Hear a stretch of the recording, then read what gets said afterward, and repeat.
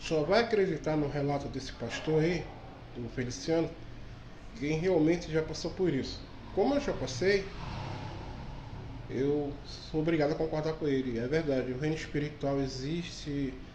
Efésios 6, que a nossa carne não é contra a carne nem contra o sangue, mas contra as potestades das regiões celestiais, é verdade. Confere aí o testemunho do pastor. A minha oração já foi alvo de críticas. Vocês conseguem imaginar isso? Porque quando eu orava no início, eu não orava pedindo anjos de fogo, eu pedia 8 serafins.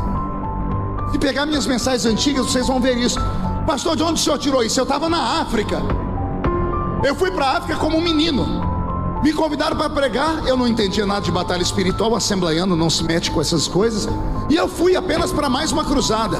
Quando eu cheguei no aeroporto de Angola, isso há 28 anos atrás, quando eu estava na fila da imigração, um homem aqui atrás de mim, um africano de quase 2 metros de altura, terno, gravata, pastinha de executivo, era um executivo do país.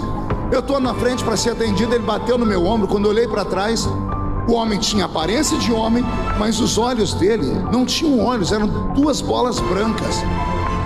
Ele falou com uma voz gutural, uma voz pesada. Ele disse para mim: o que você veio fazer na minha terra? Aqui eu mando. Até a entrada dali da imigração, você está protegido. Quando você entrar dentro do meu território, eu vou te matar. Eu não entendi nada. Quando eu fui falar com ele, ele piscou, ele voltou, os olhos dele ficou normal. Eu não estava falando com um homem, era uma entidade. Mas eu nunca estudei sobre isso. Eu pisei dentro do país, atravessei a imigração. A irmã Ceci, uma empresária portuguesa que foi quem me levou, ela me tirou dali. Eu dentro do carro comecei a passar mal, fui para o apartamento dela, me tranquei no quarto. Um espírito de loucura tomou conta da minha mente. Eu bati a cabeça na parede.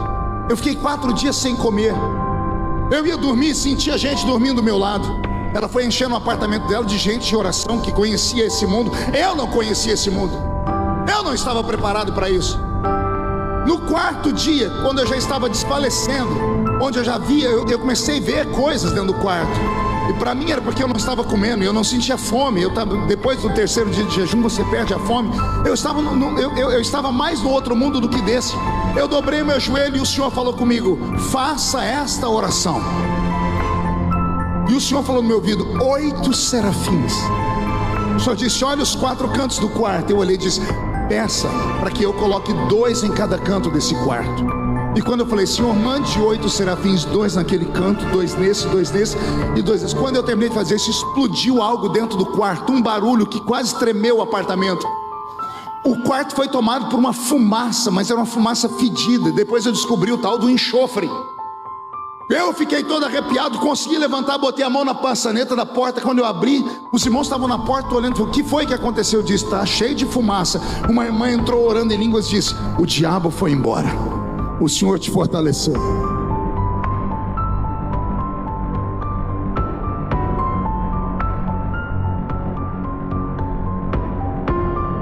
Me deram uma sopa, marcamos os dias para o culto.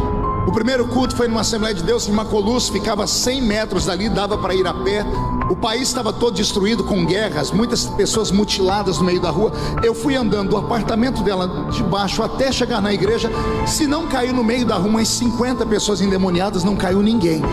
Eu não falava nada, eu passava perto das pessoas, elas caíam estribuchando no chão. Eu comecei a perceber que existe de fato armas espirituais, existe de fato profundezas espirituais que nós não conhecemos.